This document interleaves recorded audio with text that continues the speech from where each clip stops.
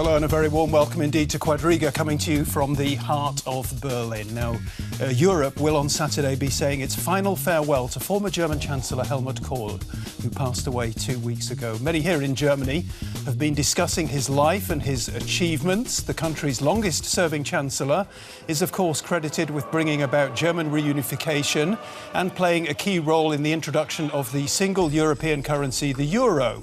For the first time, a politician will receive the tribute of a special memorial ceremony at the European Parliament in Strasbourg. In Berlin this week, a requiem mass, but no state ceremony. Instead, controversy over Helmut Kohl's legacy. So, here on Quadriga this week, we ask Unifier Kohl, what is his legacy? And to discuss that question, I'm joined here in the studio by Werner Sonne, who has for decades been one of the most high-profile correspondents reporting on German politics. He says Helmut Kohl will go into the history books as the Chancellor of reunification, but there's also the power-hungry politician who offended many. And another seasoned observer joins us, Posener, a regular commentator for the Berlin daily Die Welt, who argues Kohl's legacy is the eastward expansion of the EU and the single currency, the deepening and broadening of Europe, both of which are now, however, in crisis. And a warm welcome too to DW's own Hannah Cleaver, who has also closely watched Helmut Kohl's career. Hannah says corporatism and corruption were rife in the Kohl era.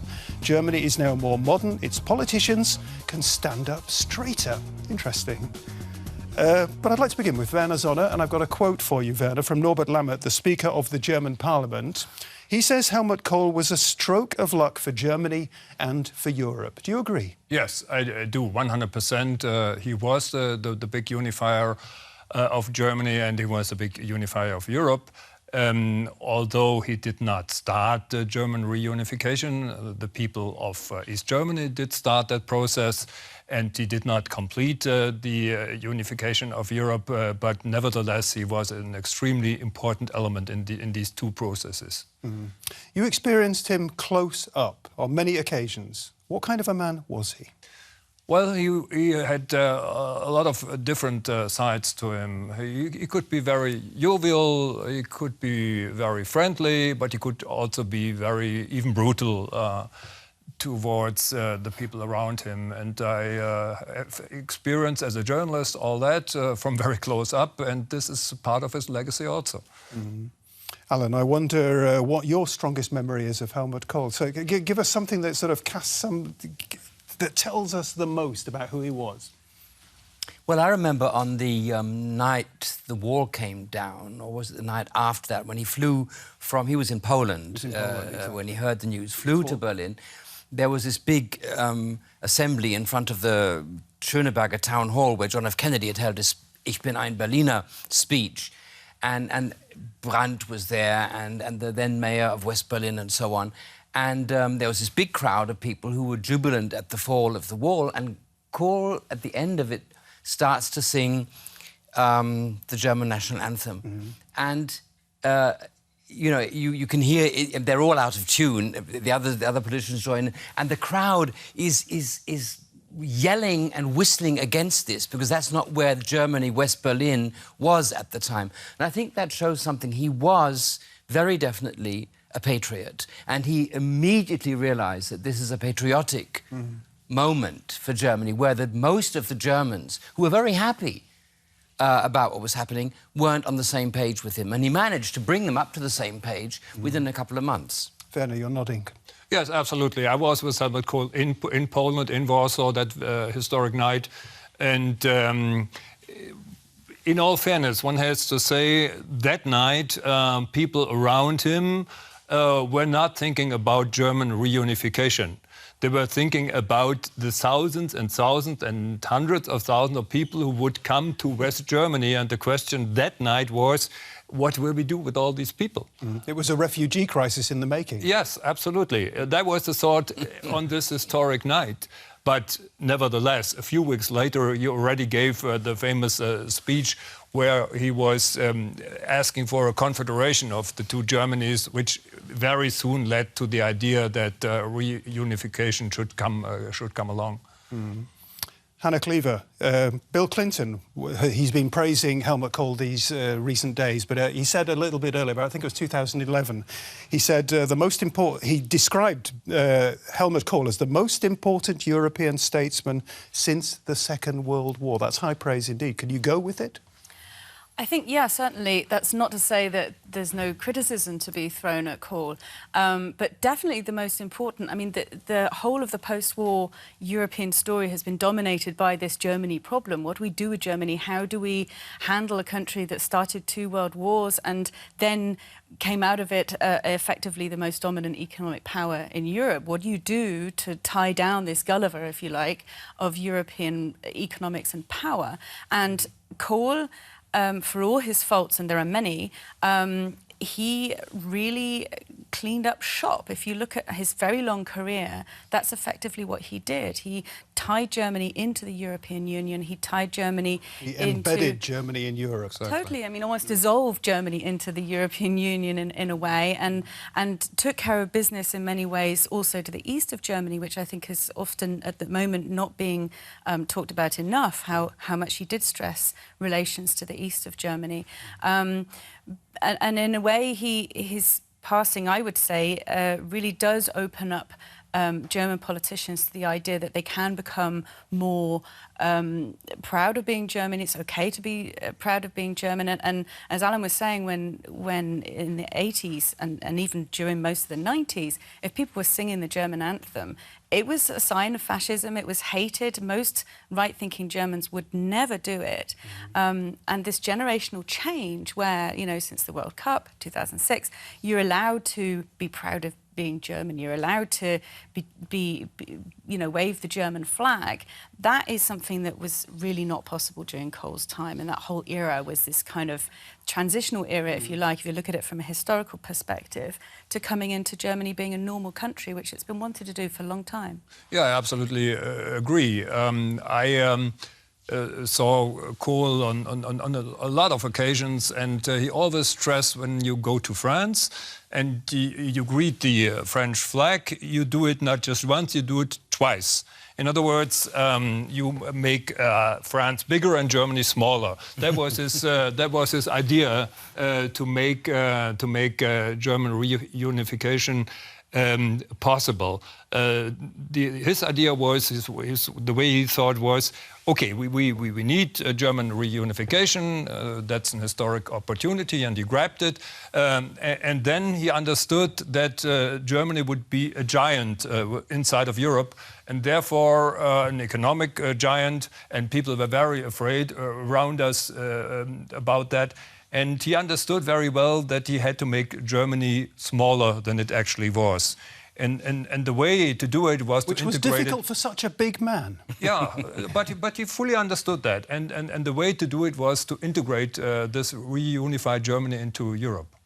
That was his train of thought. We hear about his achievements. We hear about, you mentioned his patriotism already. Here's a question for you, Alan. I wouldn't ordinarily ask it, but I wonder whether you personally, as a German, feel grateful to Helmut Kohl for the miracle of reunification. Because the reason I'm asking is because Helmut Kohl complained and became bitter, I think it's fair to say, over the fact that in his estimation, people were not grateful. They were ungrateful. Well, the first thing to say is he should have been grateful for reunification because he was a spent force at the time. He'd been Chancellor for 6 years by the time reunification came around. His economic reforms had failed. He'd wanted to turn Germany into sort of a Thatcherite Britain, and instead it become a sort of a red-green paradise, in spite of all the things he said. So reunification gave him a second lease on life. So if anyone should be grateful, it should be him. Am I grateful looking back? No. I mean, he's a politician. He was the right man at the right time, and the times were right for him. And ungratefulness towards politicians is what happens to everyone who stays on too long. It happened to Churchill. It happened to de Gaulle. It is going to happen to Angela Merkel, and it happened to Kohl.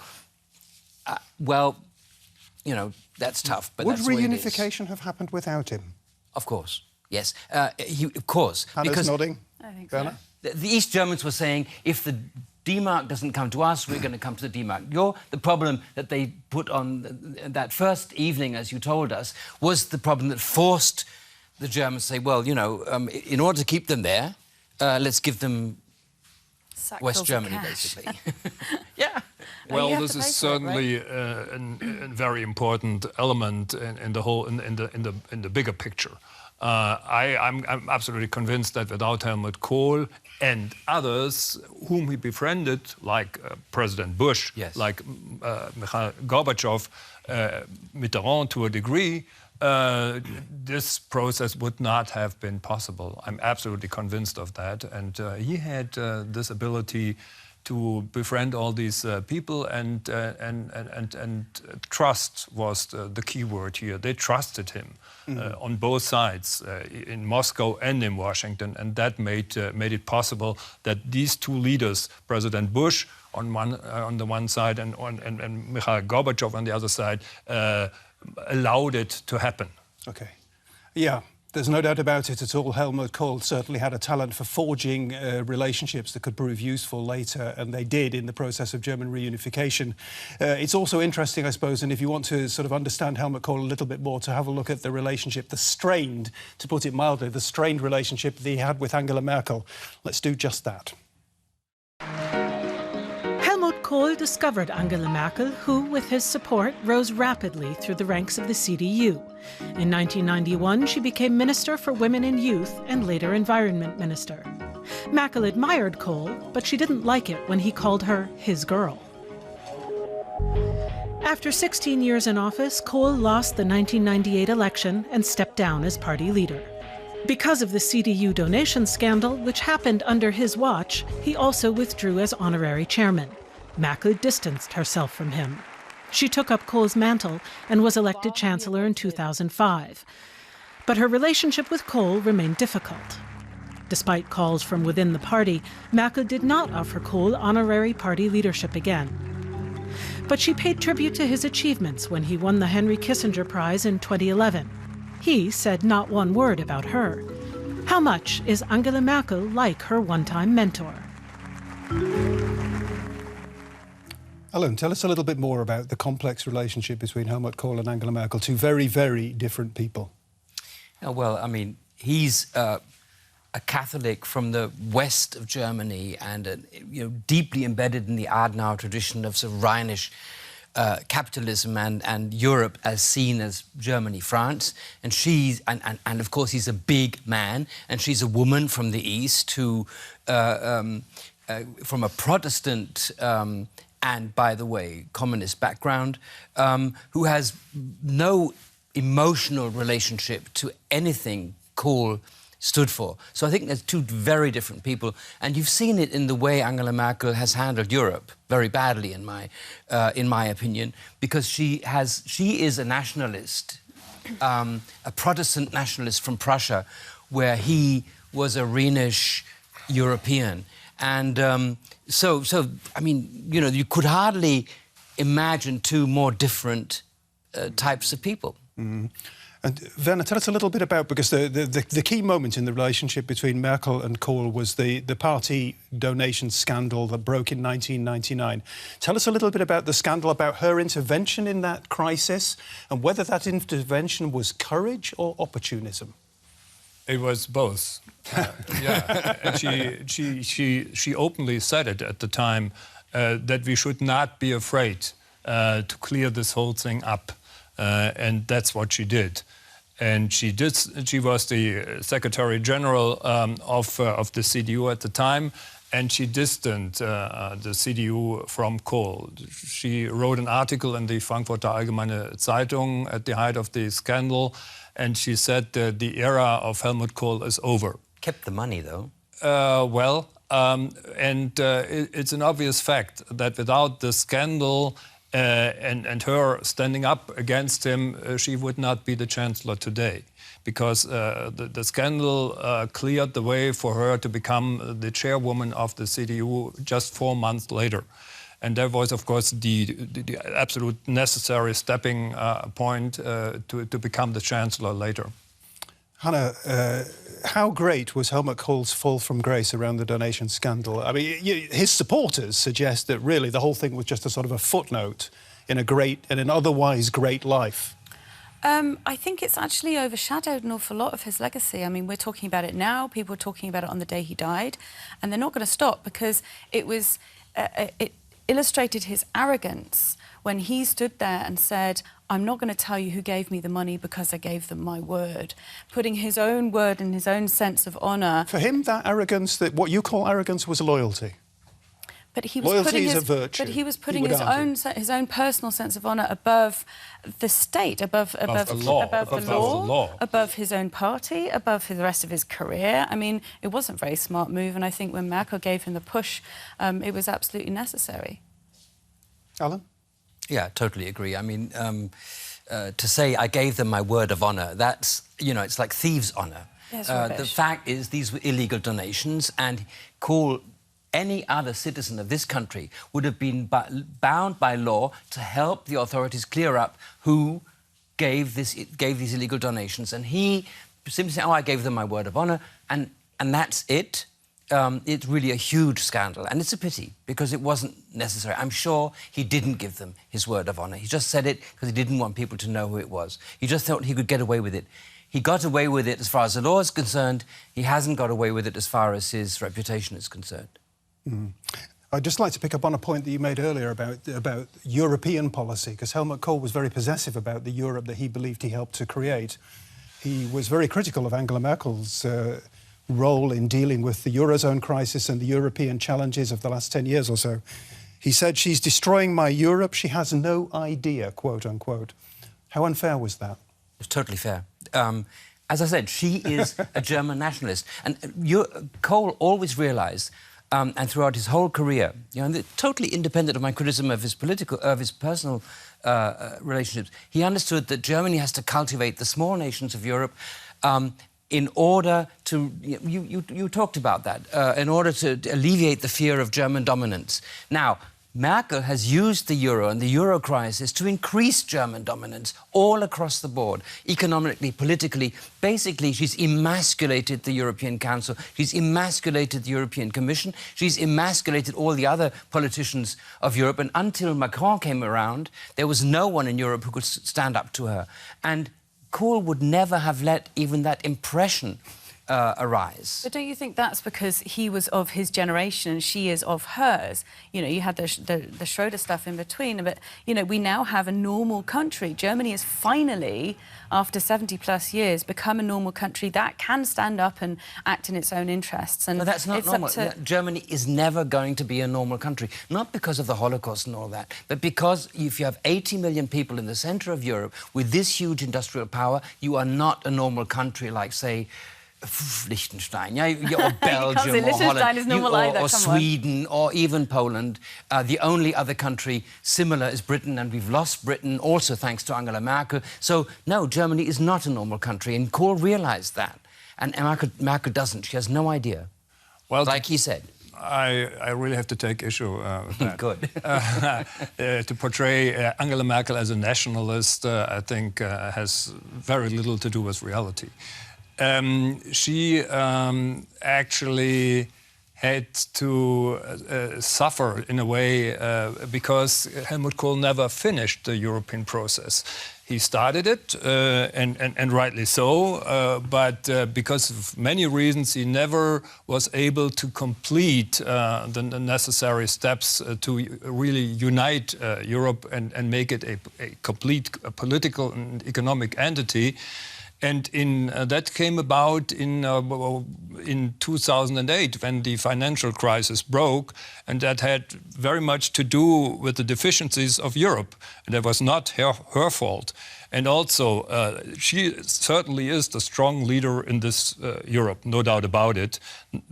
One element is that Germany is as big as it is, but her strength is the weakness of many, many, many European leaders. So what has her leadership led to? It's led to a continuing crisis in southern Europe. It's led to Brexit. It's led to basically a big division between Western and Eastern Europe, especially Hungary and Poland, our most important eastern neighbours.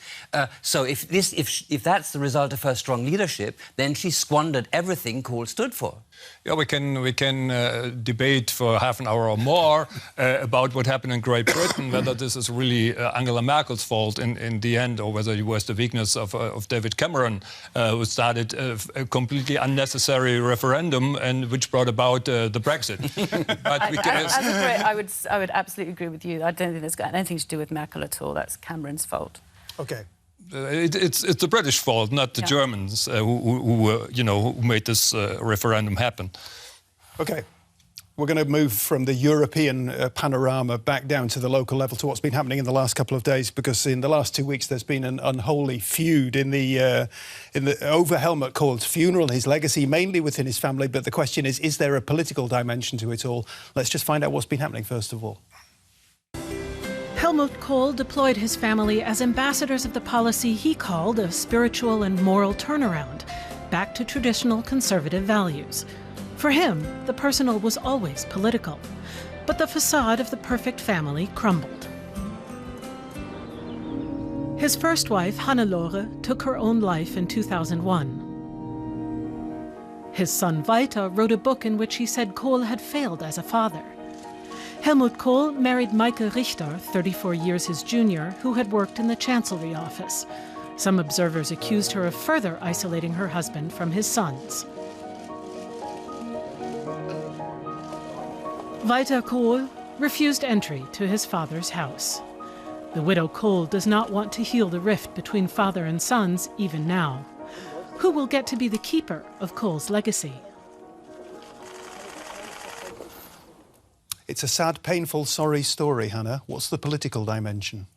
It's just a disaster, really, for his legacy. And I think also, going back to the topic of his generation, it kind of shows what was demanded of people, men and politicians of that generation. They were not expected or even permitted to have family lives, private lives, hobbies. I mean, what did Helmut Kohl do in his free time? Does anybody know? Did he have any free time?